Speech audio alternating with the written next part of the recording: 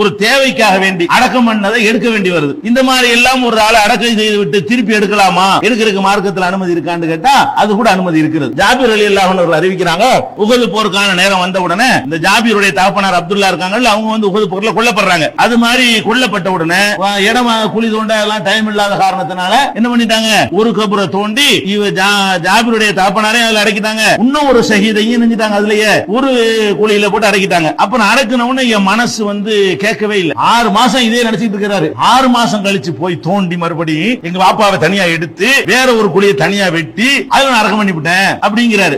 ஆனா அது எப்படி இருந்துச்சா, அவருடைய காதை தவிர மற்ற உறுப்புகள் அப்படியே அன்று வைத்தது போலவே இருந்தது. நல்லடியார்களுக்கு அப்படி எல்லாம் கொடுக்கலாம். இது புகாரில 1351வது ஹதீஸ்ல இருக்கிறது. 1352லயும் இது இருக்கிறது. வேற ஒரு கபர்ல வந்து நான் அடக்கம் பண்ணேன் இருக்கிறது. இதுல என்ன விளங்குதுன்னு கேட்டா, இது வந்து உஹதுல நடக்குது. அப்ப இது ரசூல் ஸல்லல்லாஹு அலைஹி வஸல்லம் வாழ்கிற காலத்தில் நடக்கிறது. ரசூலுல்லாஹ்வுடைய காலத்துக்கு பிந்தி நடந்தா இதெல்லாம் தப்புன்னு போயிடலாம். அப்ப நபி ஸல்லல்லாஹு அலைஹி வஸல்லம் உடைய காலத்திலே நடந்ததனால அவங்களுடைய அங்கீகாரம் இல்லாமல் நடந்திருக்க முடியாது.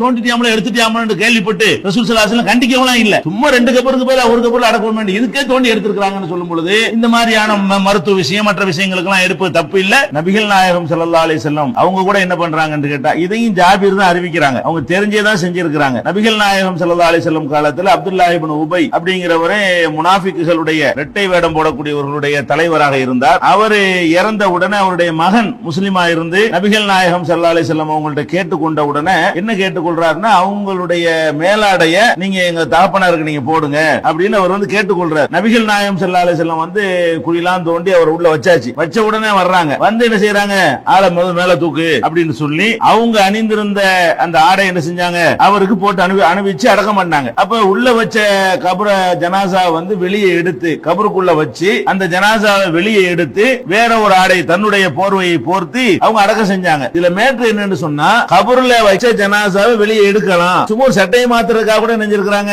எடுத்திருக்கிறார்கள் என்பதை பார்க்கிறோம். இதை ஜாபீர் தான் அறிவிக்கிறாங்க. இது புகாரில 1350 இன்னும் பல இடங்கள்ல பதிவு செய்யப்பட்டிருக்கிறது. இதை அடிப்படையா வச்சுதான் அவர் கூட என்ன செய்யறாரு, தன்னுடைய தகப்பனாரை வந்து வேற 2 பேரோட சேர்த்து அடக்குனதுனால அதை வந்து அவருக்கு மனசு பிடிக்காம வேற ஒரு குழியை வெட்டி அந்த தகப்பனார் மட்டும் தனியா எடுத்து அடக்கம் பண்றார். சின்ன ஒரு மன திருப்திக்காக வேண்டி செஞ்சிருக்கிறார்னு சொன்னா, பெரிய காரியங்களுக்காக அடக்கன பாடி இருக்கிற தப்பாவுமா, கொலையா தற்கொலையான்னு கண்டுபிடிக்கிறதுக்காக வேண்டி, என்ன மாதிரி கொலை நடந்ததுன்னு கண்டுபிடிக்கிறதுக்காக வேண்டி, அவங்க கற்பழிக்கப்பட்டாங்களா இல்லையான்னு கண்டுபிடிக்கிறதுக்காக வேண்டி, இது போன்ற ஒரு இதை விட முக்கியமான ஒரு நோக்கத்திற்காக வேண்டி வெளியெடுப்பதோ சோதனை செய்வதோ அதெல்லாம் மார்க்கத்தில் எந்த விதமான ஒரு தடையும் கிடையாது என்பதை விளங்கிக் கொள்ள வேண்டும்.